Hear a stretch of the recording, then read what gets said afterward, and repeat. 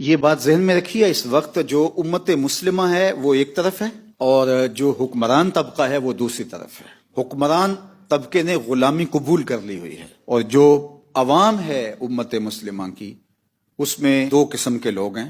آدھے لوگ ان کو غرض ہی نہیں ہے، غزہ لٹ رہا ہے، ہم میچ دیکھ رہے تھے۔ تو آج مجھے اور آپ کو سوچنا ہوگا کہ ہم کس جگہ پہ کھڑے ہیں۔ تو ہمارے ذمہ تو اس وقت جہاد تھا۔ ہمیں تو کہا گیا ہے وَمَا لَكُمْ لَا تُقَاتِلُونَ فِي سَبِيلِ اللَّهِ، تمہیں کیا ہو گیا اللہ کی راہ میں تم جہاد کیوں نہیں کرتے ہو؟ آج تو ہمیں یہ سبق دیا جا رہا تھا اور یہ ہمارے مضامین ہونے چاہیے تھے۔ آج ہمارے خطبوں کے مضامین کیا ہیں یہ ہمیں سوچنا پڑے گا کہ ہم کہاں کھڑے ہیں، امت کہاں ہے، امت کا کہیں وجود بھی ہے؟ آج غزہ کے بچے ایڑیاں اٹھا اٹھا کے ہمیں دیکھ رہے ہیں اور ان کی مدد کے لیے کوئی نہیں پہنچا۔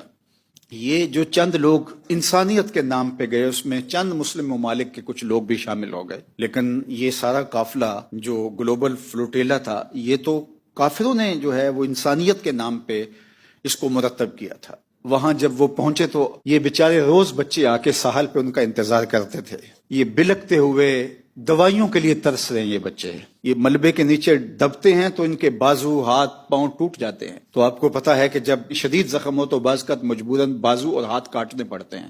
غزہ کے اندر کوئی ایسی دوائی نہیں ہے جس سے جسم کے اعضاء کو سن کر کے بازو کاٹے جائیں، ان کے بازو اور ہاتھ کاٹے جاتے ہیں، ان بچوں کے، بوڑھوں کے، جوانوں کے، عورتوں کے، بغیر سن کیے ہوئے۔ اب ذرا تصور کیجئے کہاں ہے انسانیت کا نام لینے والے؟ دنیا کے اوپر جو آج کتوں اور بلیوں کے حقوق پر تنظیمیں بناتے ہیں، ان کا مکرو اور ان کا مکارانہ چہرہ جو ہے وہ بھی بے نقاب ہو گیا کہ وہ ایک طرف تو کتوں کے حقوق پر بات کر رہے ہوتے ہیں اور آج ان کے سامنے بچوں کے، بوڑھوں کے ہاتھ اور پاؤں کاٹے جا رہے ہیں اور بغیر سن کرنے والی دوائیوں کے کاٹے جا رہے ہیں اور کوئی ان کا پرسان حال نہیں۔ اور وہ یہاں فلوٹیلا کے راہیں روز تک کے واپس مایوس چلے گئے۔ لیکن میں کہتا ہوں کہ یہ جو گریٹا نامی خاتون ہے، اس نے جب تیونس کے بندرگاہ کے اوپر رخصت ہوتے ہوئے جتنے بھی شامل تھے، اور بہت سارے لوگ رخصت کرنے کے لیے ان کو آئے تھے، اور انہوں نے جس طرح وہ رخصت کیا وہ بھی مناظر آپ نے دیکھے ہوں گے، کتنے ان کے جذبات تھے۔ تو اس نے وہاں مختصر سا خطاب کیا تھا، تو اس کتاب کا ایک جملہ یہ تھا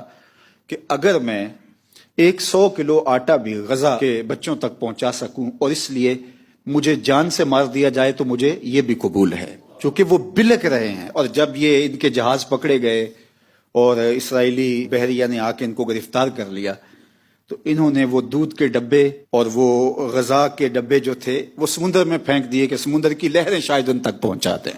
تو ایک طرف یہ چند نفوذ ہیں، 500-400 لوگ تھے، اور دوسری طرف دنیا کی بے حسی دیکھیے اور حکمرانوں کی بے حسی دیکھیے۔ کسی کی بات کیا کریں، ہمیں تو رونا اپنے حکمرانوں پہ آتا ہے۔ من از بیگانگاں ہرگز نہ نالم کہ بامن ہر چکرداں آشنا کرد۔ ہمیں تو دکھ اپنوں پہ ہے کہ 56-57 اسلامی ملک قیامت کے دن رسول اللہ کا کیسے سامنا کریں گے، وہ کس طرح حکمران اللہ کے رسول صلی اللہ علیہ وآلہ وسلم کے سامنے جواب دہ ہوں گے، کس منہ سے وہ پیش ہوں گے جناب رحمت عالم صلی اللہ علیہ وآلہ وسلم کے سامنے۔